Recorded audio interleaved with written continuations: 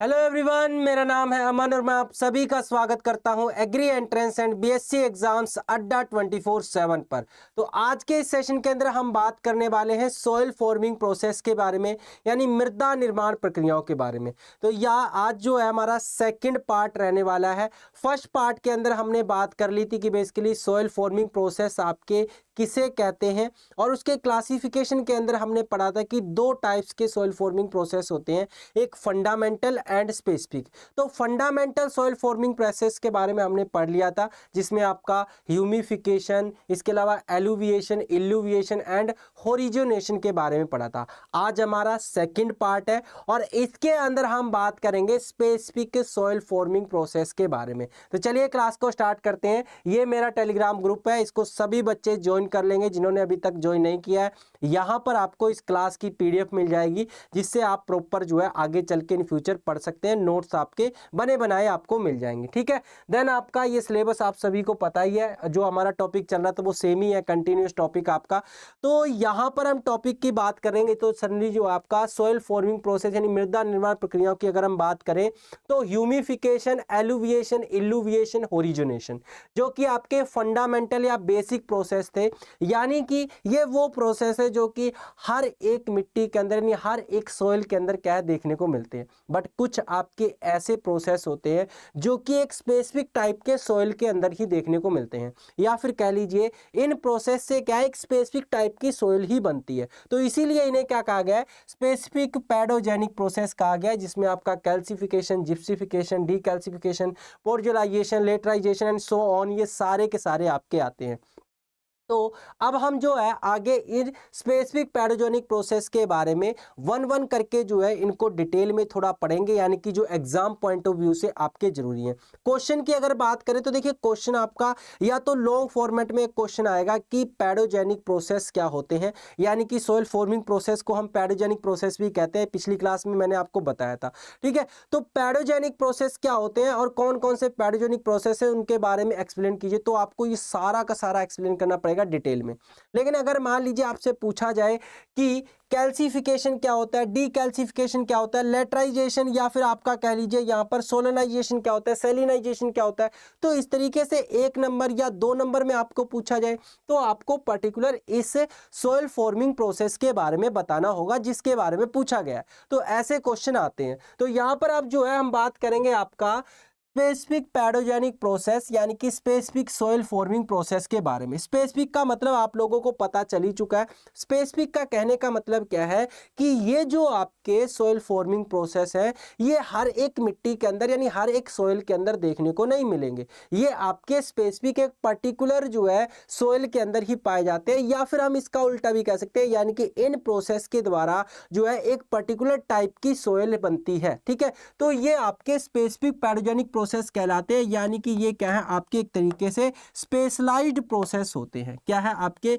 Specialised process होते हैं, जो कि क्या है एक स्पेसिफिक टाइप, स्पेशलाइज्ड प्रोसेस कह लीजिए इनको हम कह सकते हैं, जो कि क्या है आपके एक स्पेसिफिक टाइप के सॉइल में ही देखने को मिलते हैं। स्पेसिफिक टाइप के सॉइल में ही क्या है देखने को मिलते हैं। तो इन्हें आपका क्या कहा जाता है, स्पेसिफिक पैडोजेनिक प्रोसेस कहा जाता है, या फिर आपका विशेष पैडोजेनिक प्रक्रियाएं कहे जाती हैं। एग्जाम्पल जो कौन कौन से आएंगे इसके अंदर वो बता दिए, डीकैल्सिफिकेशन, जिप्सिफिकेशन, सेलिनाइजेशन, सोलनाइजेशन, लेटराइजेशन, पोर्जुलाइजेशन, ठीक है। तो ये सारे के सारे क्या है आपके जो है स्पेसिफिक पैडोजेनिक प्रोसेस के अंदर आते हैं। तो यहां पर आपको सिर्फ इतना ही लिखना है, एग्जाम के अंदर आप लिखेंगे कि ये वो प्रक्रियाएं होती हैं जो एक विशेष प्रकार की मृदाओं के अंदर पाई जाती हैं, या ये वो प्रक्रियाएं होती हैं जिनसे एक विशेष प्रकार की सॉइल का फॉर्मेशन होता है, यानी कि एक स्पेसिफिक टाइप की सॉइल का फॉर्मेशन होता है। जैसे कि हम यहाँ पर बात करेंगे सबसे पहले आपका कैल्सिफिकेशन के बारे में, या फिर आपका जो है इसको हम जिप्सिफिकेशन, कैल्सिफिकेशन जैसा ही आपका जिप्सिफिकेशन भी होता है, वो मैं आपको भी बताऊंगा, ठीक है। फिलहाल कैल्सिफिकेशन का मतलब समझिए क्या होता है। देखिए आपका जैसे जैसा कि आप यहाँ पर एक केमिकल रिएक्शन देख रहे हैं, अगर आपको ये केमिकल रिएक्शन याद रहती है तो ठीक है, अदरवाइज फिर भी कोई दिक्कत नहीं है, ये बस जस्ट समझाने के लिए है। आप लिख सकते हैं बिना इस रिएक्शन के भी। लिखना कैसे है वो मैं अभी आपको बता रहा। देखिए समझना इसके अंदर क्या है एक्चुअल में आपको, जैसे अगर मैं यहाँ पर बात करूँ, ये मान लीजिए मैंने एक फील्ड बना लिया, ये क्या है एक फील्ड का मैंने फॉर्मेशन कर लिया, इसके अंदर ये क्या है आपकी मिट्टी पड़ी हुई है, ये क्या है मिट्टी है। अब कैल्सिफिकेशन का मतलब क्या है, यानी इस मिट्टी के अंदर जनरली क्या है आपका कैल्शियम का क्या हो चुका है, एक्युमुलेशन हो चुका है। कैल्शियम का क्या है, एक्युमुलेशन हो चुका है। एक्युमुलेशन का मतलब क्या है, कैल्शियम की मात्रा इस मिट्टी के अंदर क्या है बढ़ चुकी है, ज्यादा हो चुकी है। तो यहाँ पर देखिए रिएक्शन क्या दिखा रही है, ये कैल्शियम है, ये आपका कार्बन डाइऑक्साइड है और वाटर है, इन तीनों ने आपस में रिएक्शन किया तो यहाँ पर आपका जो है कैल्शियम यानी कि कैल्शियम कंपाउंड बनाया, जो कि जनरली आपका क्या है सोल्यूबल नेचर का है, जो कि जनरली क्या आपका सोल्यूबल नेचर का है, यानी कि ये क्या है आपका मिट्टी के अंदर इजिली घुल जाता है। तो अभी तक तो कोई दिक्कत नहीं थी, लेकिन अब समस्या तब आई जब ये जो आपका सोल्यूबल कैल्शियम कंपाउंड था, ये आपका कैल्शियम कार्बोनेट यानी कि नॉन सोल्यूबल कैल्शियम कार्बोनेट यानी कि नॉन सोल्यूबल कंपाउंड के अंदर कन्वर्ट हो गया।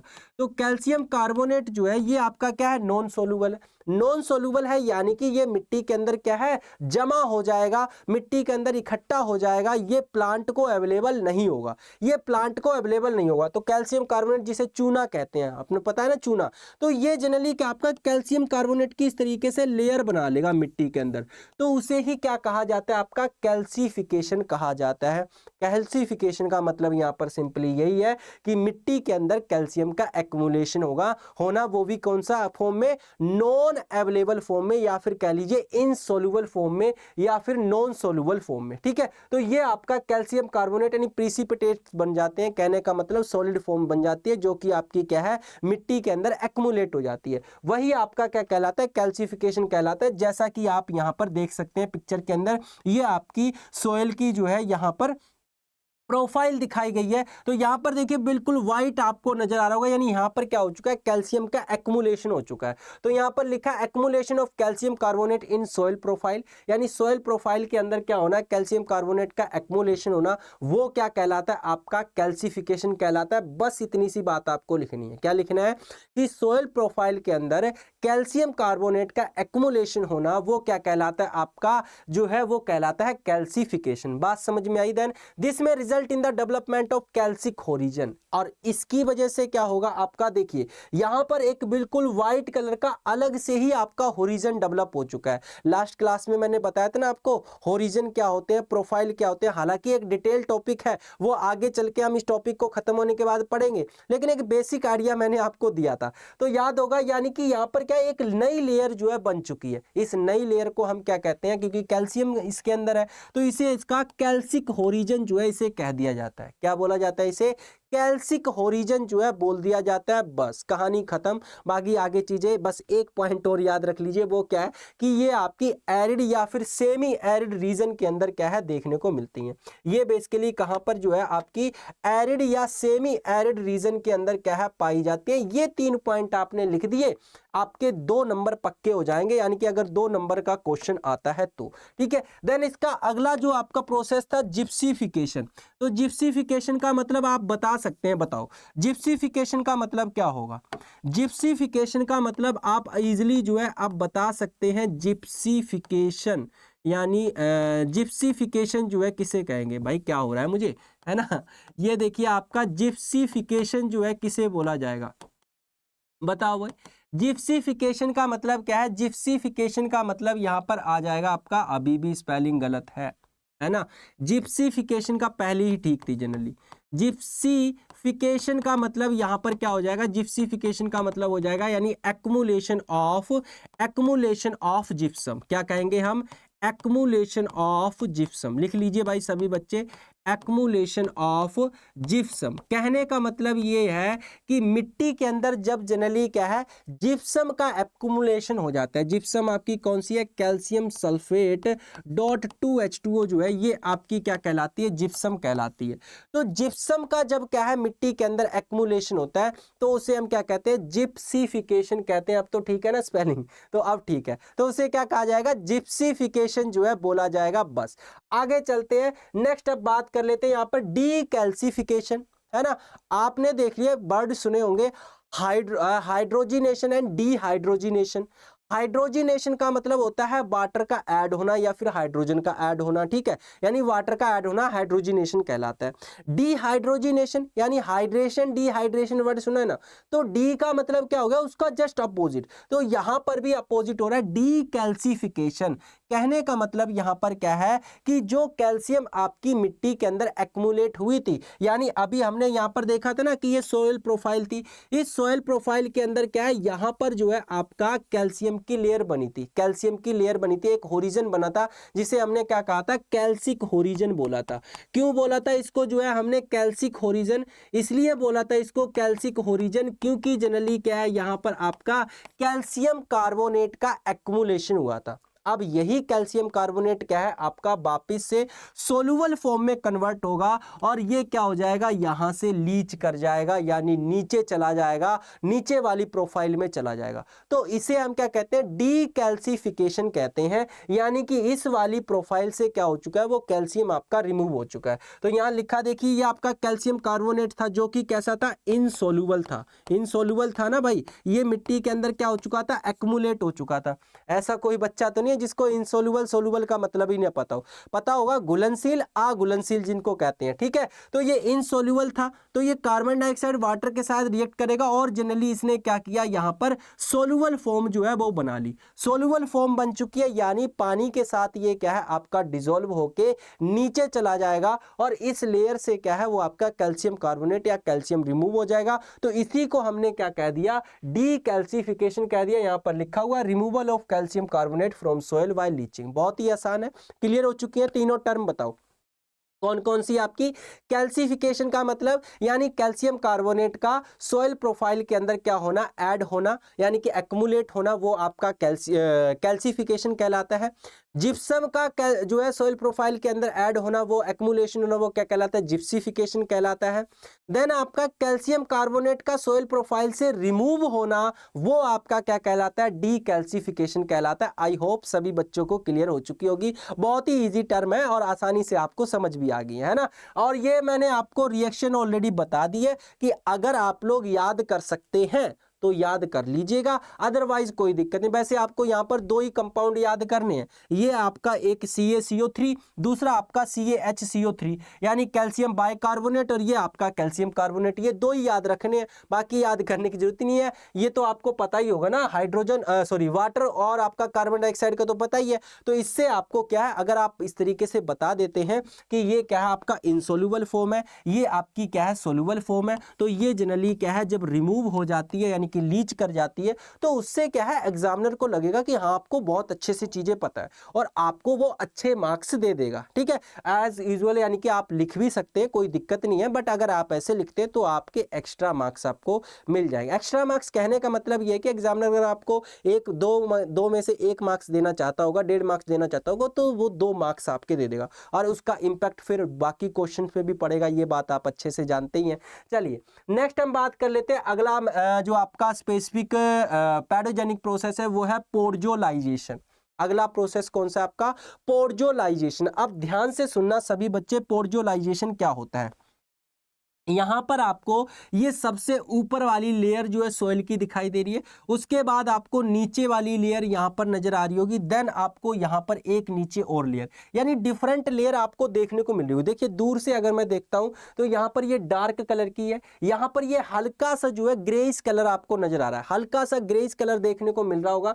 यहां पर देखिए ऐशी कलर देखने को मिल रहा है, ऐशी मतलब जैसे राख होती है ना, आप देख सकते हैं पिक्चर के अंदर जैसे राख होती है, यानी कि कोई चीज जलाई उसके बाद जो राख बन जाती है तो वो कुछ इस तरीके की दिखाई देती है ना। और नीचे वाले में देखिए आपको हल्का सा डार्क ब्राउन या हल्का सा रेडिश कलर आपको नजर आ रहा होगा, क्लियर आ रहा है, नजर आ रहा है। तो अब सुनिए, देखिए यहां पर पोर्जोलाइजेशन के अंदर क्या होता है। पोर्जोलाइजेशन के अंदर जो ये वाला पोर्शन आप देख रहे हैं, ये वाली जो लेयर देख रहे हैं, यहां पर आपकी क्या है, कैल्शियम है, इसके अंदर जनरली पहले था कैल्शियम था इसके अंदर, इसके अलावा आपका एल्यूमिनियम ऑक्साइड थे और इसके अंदर क्या है आयरन के ऑक्साइड थे, एल्यूमिनियम एंड आयरन के क्या थे इसके अंदर ऑक्साइड थे। इसको मैं थोड़ा सा इस तरीके से लिख देता हूं ताकि आपको एग्जाम में लिखने में दिक्कत ना हो, ठीक है। एल्यूमिनियम एंड आयरन ऑक्साइड थे, एल्यूमिनियम एंड आयरन ऑक्साइड थे।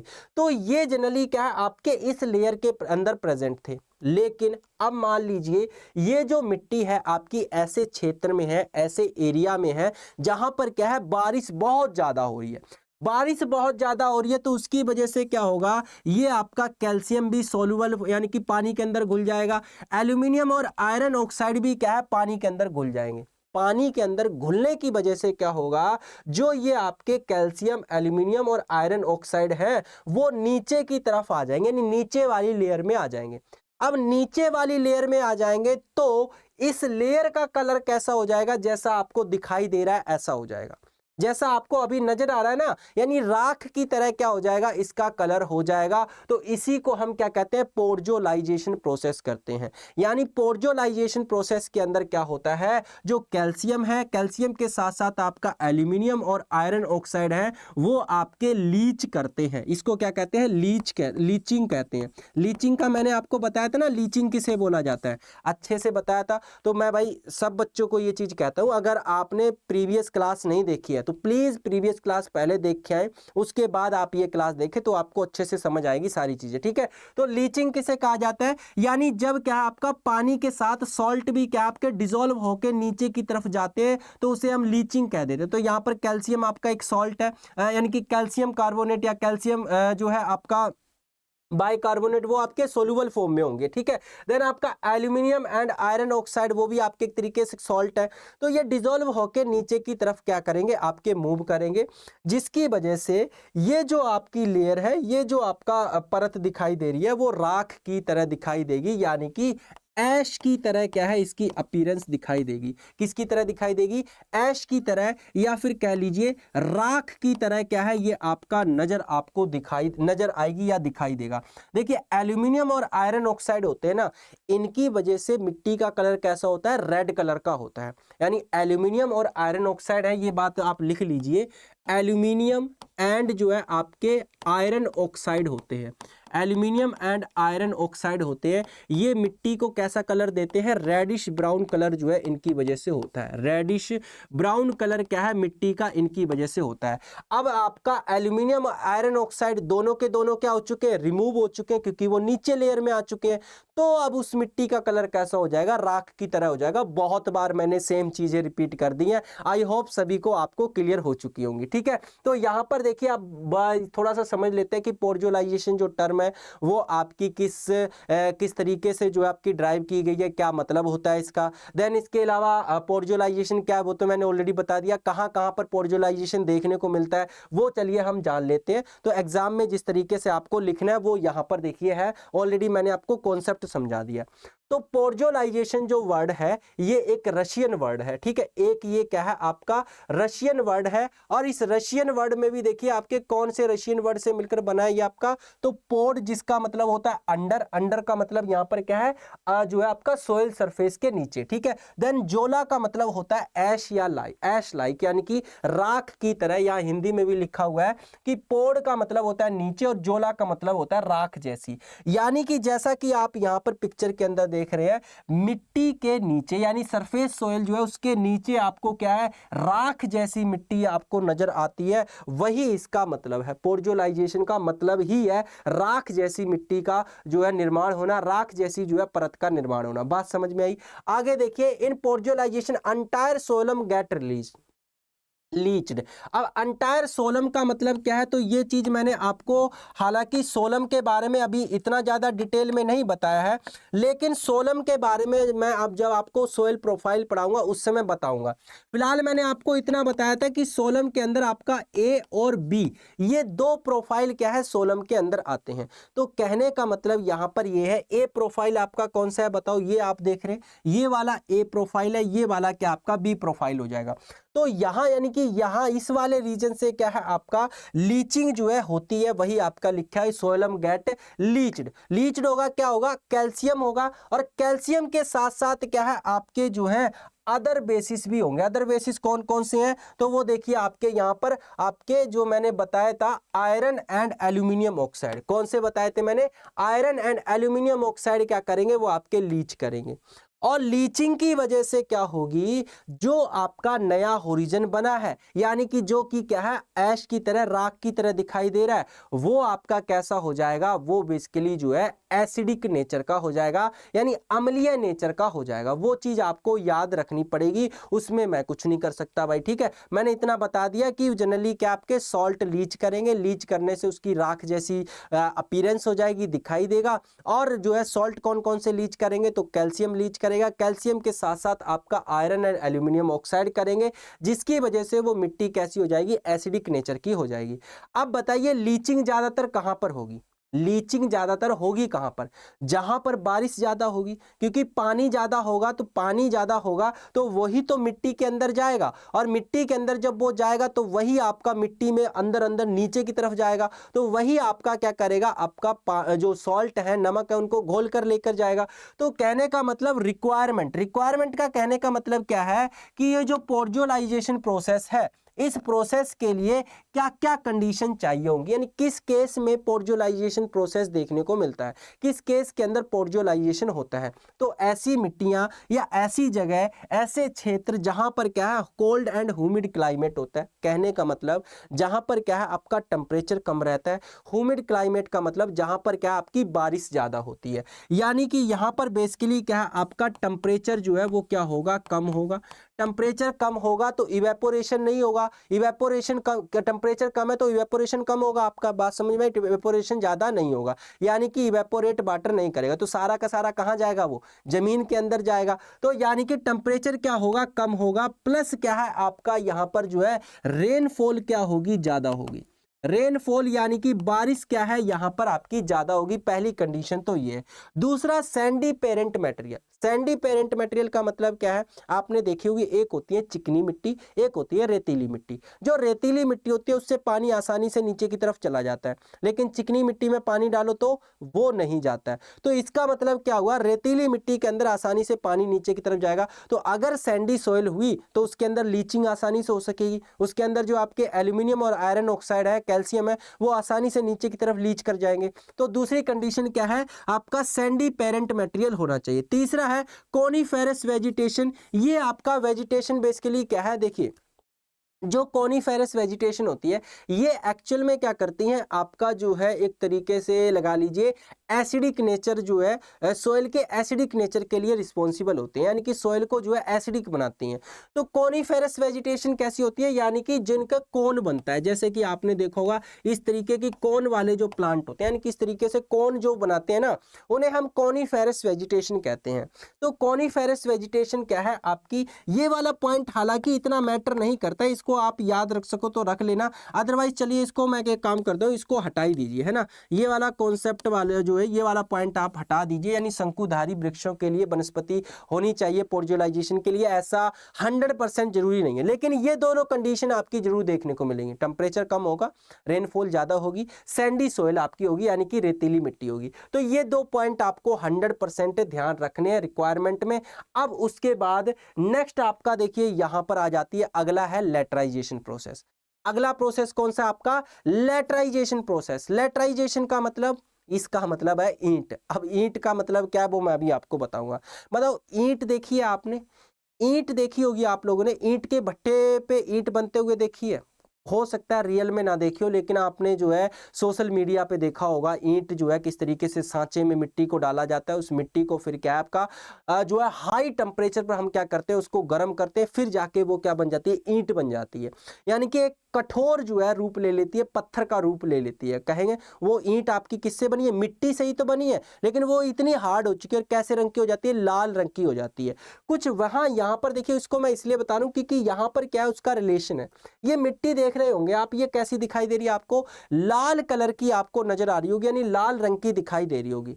तो यहाँ पर जो टर्म है ना लेटराइजेशन, लेटराइजेशन टर्म का मतलब ही होता है ब्रिक्स लाइक। ब्रिक्स लाइक यानी ब्रिक्स का मतलब यहाँ पर क्या है, ब्रिक्स लाइक का मतलब यहाँ पर क्या है, यानी ईंट की तरह क्या है यहाँ पर आपकी मिट्टी नजर आती है।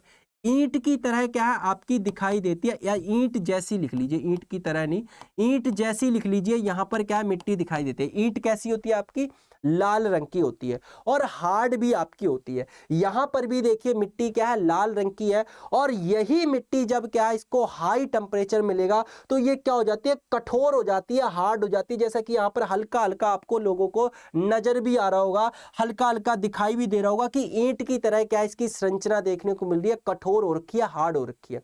अब ये किसकी वजह से हो रखी है, तो मैंने अभी थोड़ी देर पहले ही बताया था कि एल्यूमिनियम एंड आयरन ऑक्साइड जो होते हैं वो आपके बेसिकली क्या करते हैं, रेडिश कलर के लिए या फिर कह लीजिए रेड कलर के लिए क्या है रिस्पॉन्सिबल होते हैं। ये बात मैंने आपको अभी बताई थी कि नहीं बताई थी, बताओ।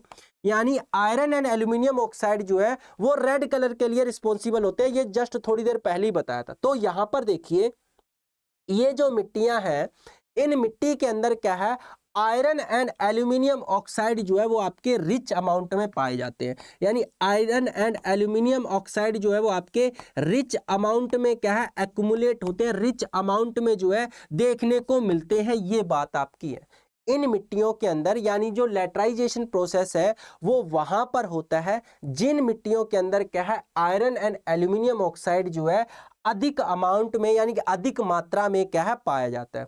तो एल्यूमिनियम एंड आयरन ऑक्साइड अधिक मात्रा में होने की वजह से, और यहाँ वाली यानी कि ये जो मिट्टियां जिस जगह पर होती हैं वहां बेसिकली क्या है आपका दूसरी कंडीशन यहाँ पर क्या है, हाई रेनफॉल, यानी बारिश भी ज्यादा होती है।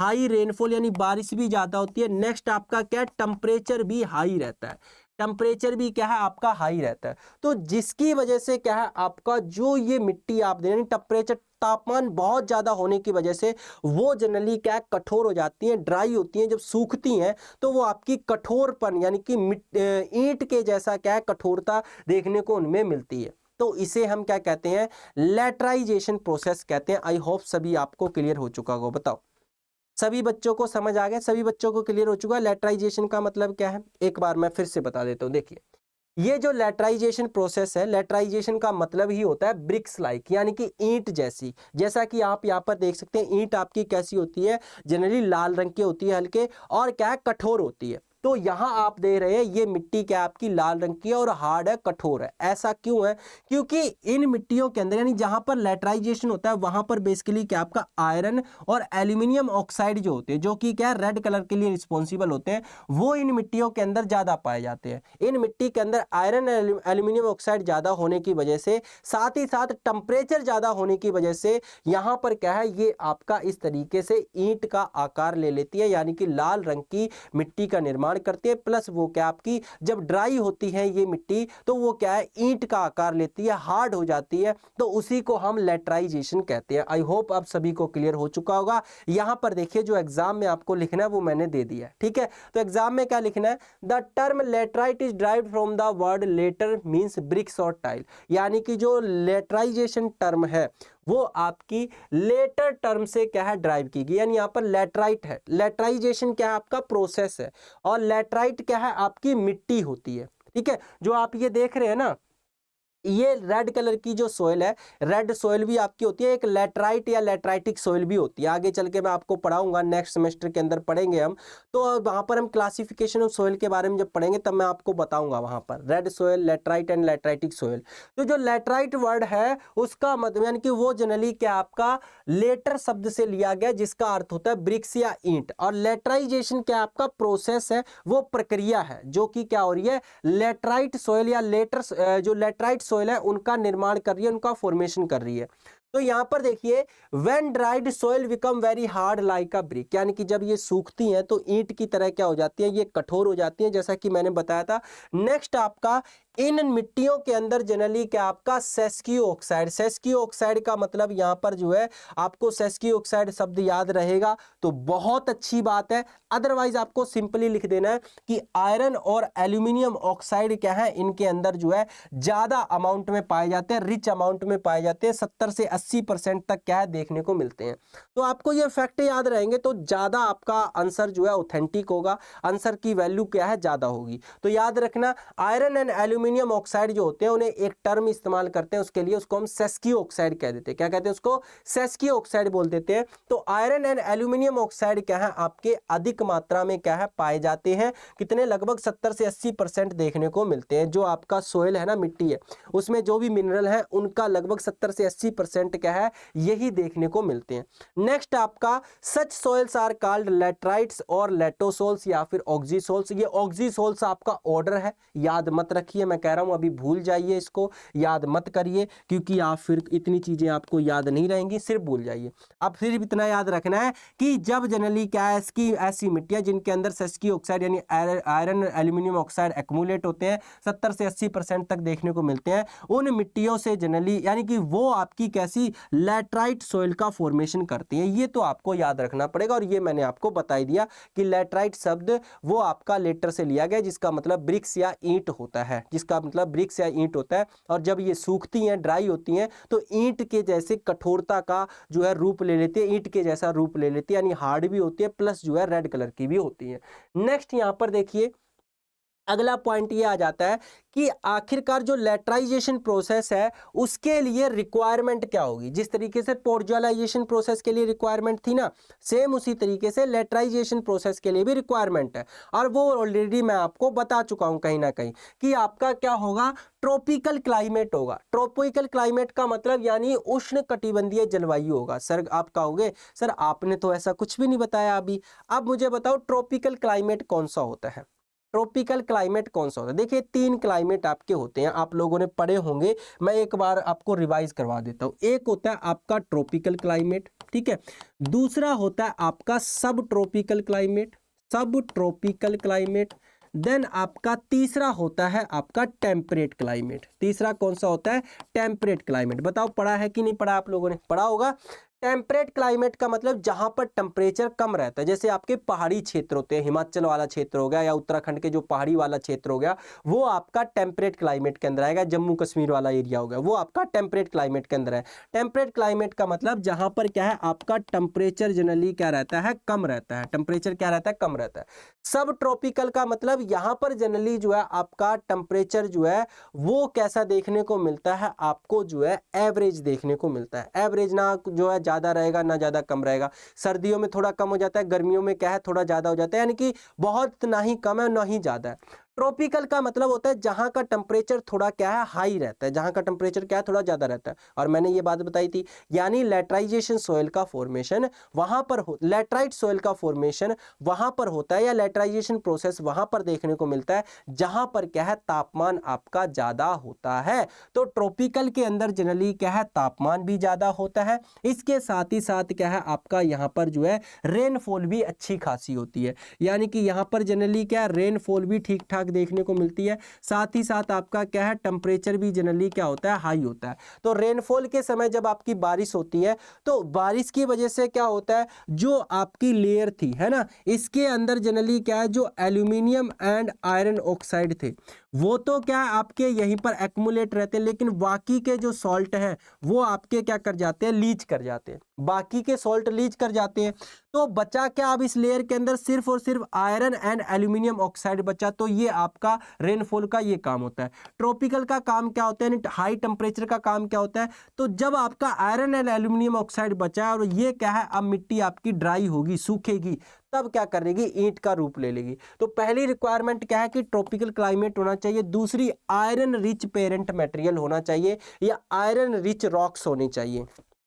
अब चट्टानों के बारे में, पेरेंट मटेरियल के बारे में बताने की जरूरत तो नहीं है ना, पता है सभी को। यानी आयरन रिच पेरेंट रॉक का मतलब क्या है, पेरेंट रॉक का या फिर पेरेंट मटेरियल का मतलब ऐसा है कि ऐसा पैतृक पदार्थ जिसके अंदर आयरन क्या हो, ज्यादा हो। आयरन अगर ज्यादा होगा तो उसका मतलब ऑब्वियस सी बात है उसके अंदर आयरन ऑक्साइड जो है वो ज्यादातर देखने को मिलेगा। और आयरन अगर ज्यादा है, आयरन ऑक्साइड अगर ज्यादा है, तो लेटराइजेशन सॉइल का फॉर्मेशन होगा ही, यानी लेटराइट सॉइल का आपका फॉर्मेशन होगा ही होगा, वहां पर लेटराइजेशन प्रोसेस आपका देखने को मिलेगा ही मिलेगा। ठीक है, नेक्स्ट चलिए अब आगे बात कर लेते हैं यहां पर हम ऑकरेंस की। कहने का मतलब यानी जो आपकी लेटराइजेशन प्रोसेस है या फिर आपका जो लेटराइट सोइल है ये कहां पर पाई जाती है। तो आपको ये सारे याद रहते तो रखिए, अदरवाइज आपको एक ही याद रखना है, वो है तमिलनाडु। ठीक है, तमिलनाडु स्टेट आपको याद रखना है। तमिलनाडु के अंदर क्या है, लेटराइजेशन सोइल पाई जाती है। अदरवाइज यहाँ पर आप देख रहे हैं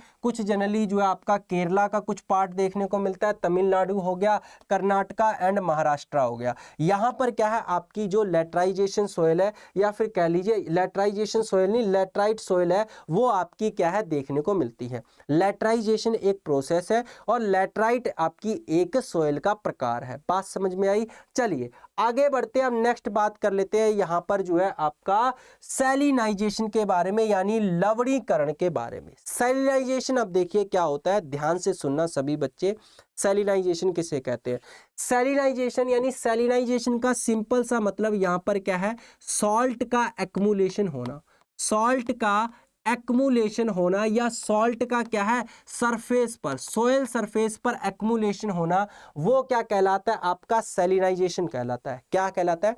सॉल्ट का यानी नमक का मिट्टी के सतह पर, मिट्टी के सरफेस पर एक्युमुलेट होना, इकट्ठा होना, वो क्या कहलाता है आपका सैलिनाइजेशन कहलाता है, यानी लवणीकरण कहलाता है। आप मेरी बात सभी बच्चे ध्यान से सुनेंगे। ये आप खेत देख रहे हैं, इस खेत के अंदर आपको दिखाई दे रहा होगा कि ऊपर क्या है, नमक जो है वो आपका इकट्ठा हो चुका है। यानी नमक क्या है आपका वो जमीन के ऊपर इकट्ठा हो चुका है, जिसकी वजह से क्या दिखाई दे रही है, वो जमीन सफेद रंग की दिखाई दे रही है। आपने रियल में भी हो सकता है देखा होगा। कहां पर होता है ऐसा?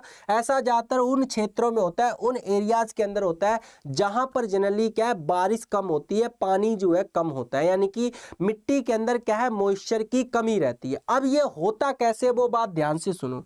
यहां पर देखिए ये जो नीचे है, यानी कि हम ऐसा मान लेते हैं ये जो मैं यहां पर बना रहा हूं, ये क्या है मिट्टी की जो निचली वाली सतह है उसके अंदर क्या है, ये सॉल्ट आपके जो है इकट्ठे हैं। यानी कि सॉल्ट का कहने का मतलब जो फर्टिलाइजर्स आप डाल रहे हैं, जो मिनरल्स इसके अंदर है, वो ये सॉल्ट क्या है आपके नीचे वाली सोइल के अंदर जो है प्रेजेंट है। ठीक है, नीचे वाली सोइल के अंदर क्या है आपके ये प्रेजेंट है। अब क्या होगा, पानी आपका यहाँ पर कम है, तो पानी कम है तो ऑब्वियस सी बात है यहाँ पर क्या है आपकी लीचिंग तो होगी नहीं, क्योंकि पानी आपका इतना है ही नहीं कि मिट्टी के नीचे जाए।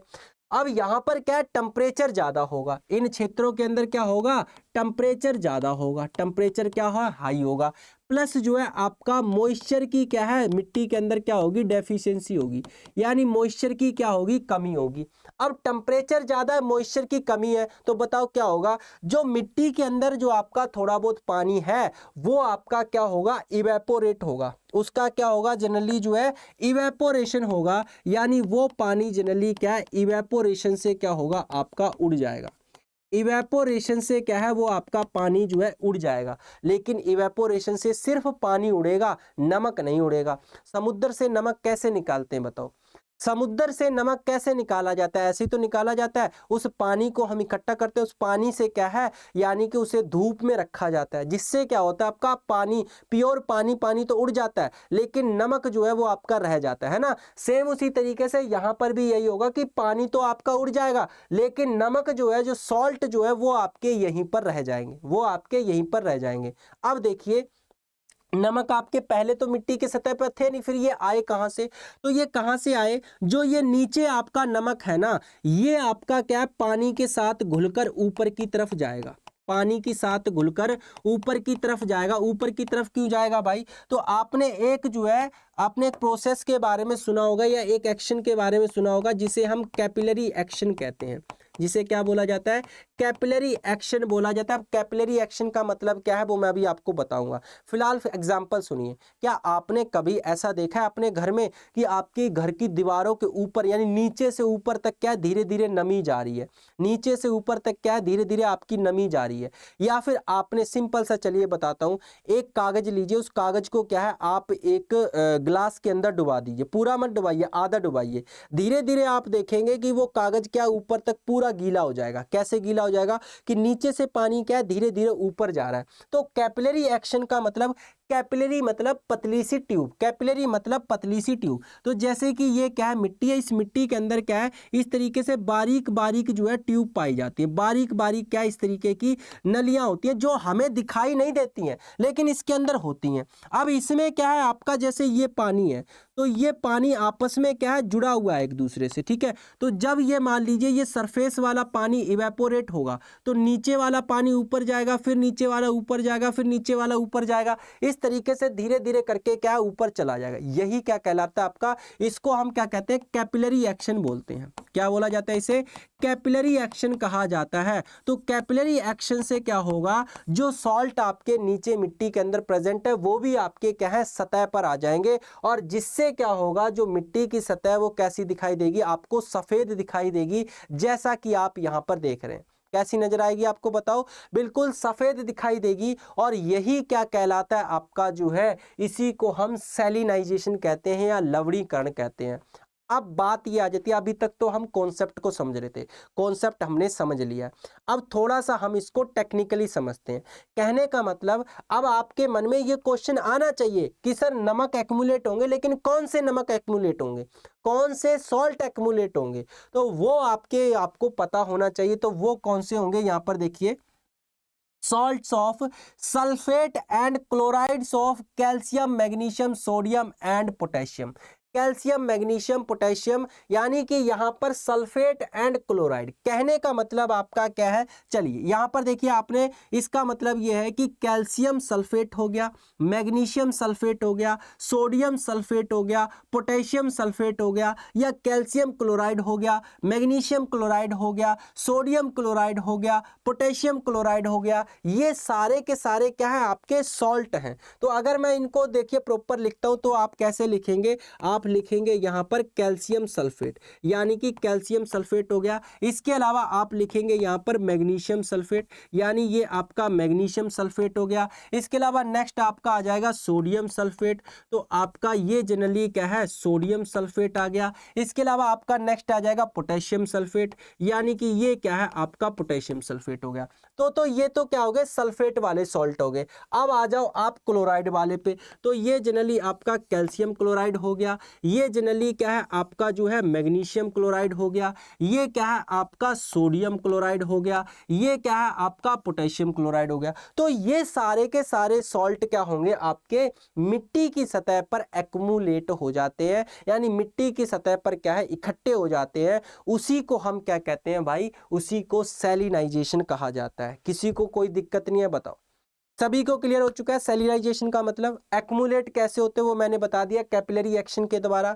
और ये आपका सफेद रंग का जो है दिखाई दे रहा है, ये क्या है, नमक है, ये सॉल्ट है। जैसा आपको मैंने एग्जांपल भी दिया था कि समुद्र से जब हम नमक निकालते हैं तो आपको पता है समुद्र का पानी खारा है। खारा क्यों है, क्योंकि उसके अंदर क्या है, सॉल्ट डिजोल्व है, उसके अंदर नमक है।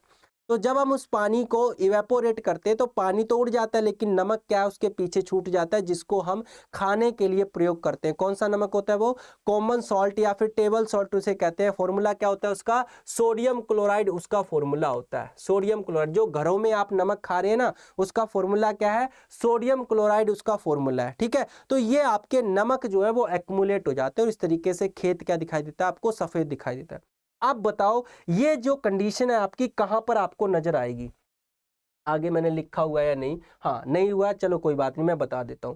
बताइए आपका जनरली जो है मैंने बताया, यानी कि रिक्वायरमेंट, हम क्या कहेंगे, रिक्वायरमेंट कहेंगे। रिक्वायरमेंट कहने का मतलब, यानी कि जो आपका सैलिनाइजेशन प्रोसेस है, सैलिनाइजेशन प्रोसेस है उसके, सैलिनाइजेशन है ना, सैलिनाइजेशन के लिए जनरली रिक्वायरमेंट क्या होगी, आवश्यकता क्या होगी, बताओ आवश्यकता क्या है। सबसे पहली आवश्यकता तो ये होगी कि आपका एरिड रीजन होना चाहिए, arid and semi arid region आपका होना चाहिए, यानी कि ऐसे क्षेत्र जहां पर जनरली क्या है पानी की कमी रहती है, वो आपके क्या है एरिड या सेमी एरिड रीजन रहेंगे। दूसरा क्या है आपका, arid and semi arid region है तो ऑब्वियस सी बात है, इसको हम ऐसे भी लिख सकते हैं कि रेनफॉल वहां पर क्या होगी, कम होगी, यानी उन क्षेत्र के अंदर रेनफॉल क्या होगी, कम होगी। नेक्स्ट पॉइंट आपका क्या है, वहां पर क्या है टेम्परेचर क्या होगा आपका, जनरली जो है हाई होगा। टेम्परेचर हाई होगा तो इसका मतलब क्या है, इवेपोरेशन क्या होगा आपका ज्यादा होगा। तो ये कंडीशन है जिसकी वजह से क्या है सैलिनाइजेशन सॉइल का फॉर्मेशन होता है। सैलिनाइजेशन क्या है आपका, देखिए सैलिनाइजेशन जो है आपका, हमेशा याद रखना, सैलिनाइजेशन क्या है आपका, एक प्रोसेस है। सैलिनाइजेशन, अभी हम किसके बारे में बात कर रहे हैं, प्रोसेस के बारे में बात कर रहे हैं।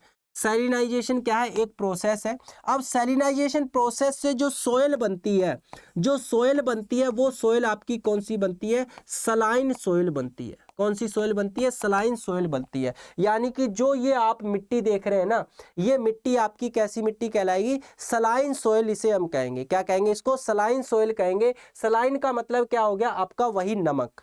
आपने देखा होगा ना, हॉस्पिटल के अंदर सलाइन चढ़ाई जाती है। सलाइन का मतलब ग्लूकोज चढ़ाया जाता है। उस ग्लूकोज के अंदर क्या होता है आपके, नमक ही तो होते हैं ना, सॉल्ट ही तो होते हैं, इलेक्ट्रोलाइट ही तो होते हैं। तो सलाइन का मतलब यानी जहां पर क्या आपके नमक ज्यादा है। तो सैलिनाइजेशन प्रोसेस से क्या होता है, सलाइन सोयल का फॉर्मेशन होता है, सलाइन मिट्टी यानी कि सलाइन मृदाओं का निर्माण होता है, लवणीय मृदाओं का निर्माण होता है। बात समझ में आ गई सभी बच्चों को, बताओ इतनी चीज सभी को क्लियर हो चुकी है।